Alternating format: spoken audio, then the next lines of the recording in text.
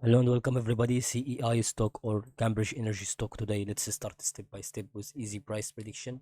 So let's see what would happen if the CEI stock is not going to be fine, okay, or is going to be fine. So let's see go for 1 day update here, and it seems that this movement has been done for a while here, and the previous waves was going to be okay about the small spikes and the larger one and the most largest one. Okay, largest one here.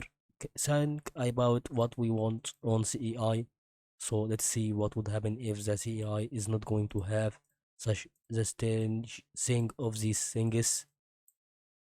Think about it on resistances, three resistances, four resistances, then before it an increase in momentum, after it a decrease in momentum. The same manner with the second one and third one and fourth one. That's what we could explain in this video in the price prediction on CEI.